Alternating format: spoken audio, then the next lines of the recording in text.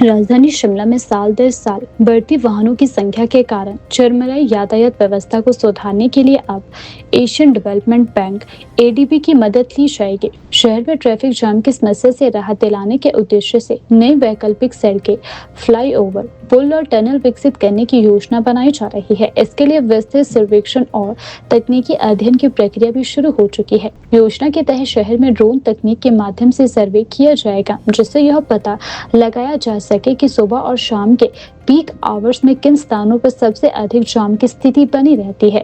इसके साथ ही सेब सीजन के दौरान ट्रकों की आवाजाही को सुचारू बनाने और पर्यटन सीजन में बढ़ने वाले वाहनों के दबाव को देखते हुए भी विशेष रणनीति तैयार की जाएगी। राजधानी की सर्कुलर रोड सहित प्रमुख सड़कों पर सुधार कार्यों की संभावनाओं को चयनित करने का काम प्रारंभ हो चुका है।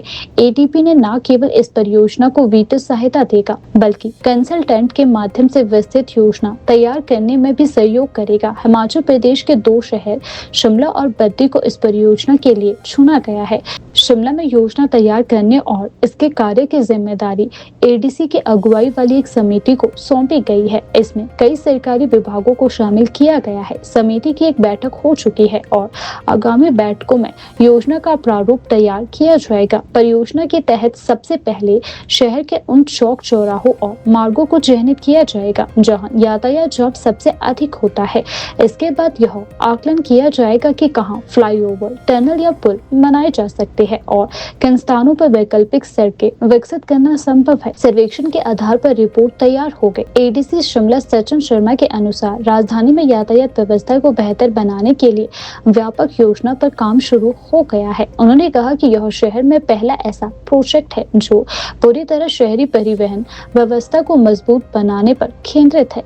इससे पहले स्मार्ट सिटी मिशन के तहत सर्कुलर रोड चौड़ीकरण और फ्लाईओवर निर्माण जैसे कार्य किए गए हैं, लेकिन नई योजना व्यापक स्तर पर सुधार का प्रयास करेगी। Himachal road infrastructure development corporation द्वारा पहले किए गए सर्वेक्षण में सर्कुलर रोड पर फ्लाईओवर, टोलेंट से आईजीएमसी तक टनल और शिमला चंडीगढ़ राष्ट्रीय राजमार्ग पर क्रॉसिंग के पास फ्लाईओवर जैसे सुझाव दिए गए थे। हालांकि बजट की कमी के चलते ये योजनाएं अभी जमीन पर नहीं उतर सकी है। एडीबी की सहायता मिलने से इन परियोजनाओं को गति मिलने की संभावना जताई जा रही है। जिला प्रशासन द्वारा सर्कुलर रोड चौड़ीकरण के लिए 122 करोड़ रुपए की परियोजना भी तैयार की गई है। इसमें कई स्थानों पर निजी भूमि का अधिग्रहण प्रस्तावित है, जिससे लागत बढ़ने के कारण योजना फिलहाल लंबित है।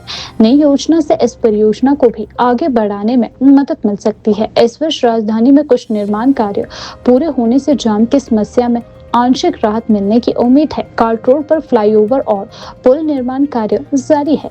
लिफ्ट के पास बने पुल के समीप लोक निर्माण विभाग एक और पुल तैयार कर रहा है, जिसके अगले महीने पूरे होने की संभावना है। विधानसभा के निकट फ्लाईओवर निर्माण भी जारी है और इसे अगस्त तक पूरा करने का लक्ष्य रखा गया है। इन दोनों परियोजनाओं के पूरा होने से विधानसभा से लेकर लिफ्ट तक अक्सर लगने वाले जाम से काफी हद तक राहत मिलने की उम्मीद है।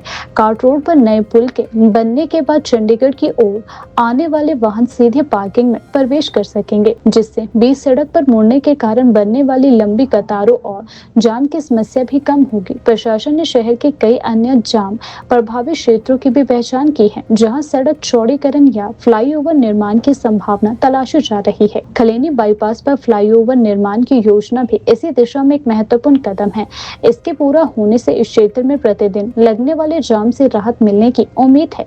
कुल मिलाकर राजधानी में यातायात व्यवस्था को आधुनिक और सुचारू बनाने के लिए यह परियोजना एक महत्वपूर्ण पहल मानी जा रही है। ड्रोन सर्वेक्षण, तकनीकी अध्ययन और वीडियो सहयोग के जरिए शहर की परिवहन संरचना को नए सिरे से विकसित करने की तैयारी है। यदि प्रस्तावित योजनाएं धरातल पर उतरती है तो इससे न केवल स्थानीय लोगों को राहत मिलेगी, बल्कि पर्यटन और व्यापारिक गतिविधियों को भी गति मिल सकती है।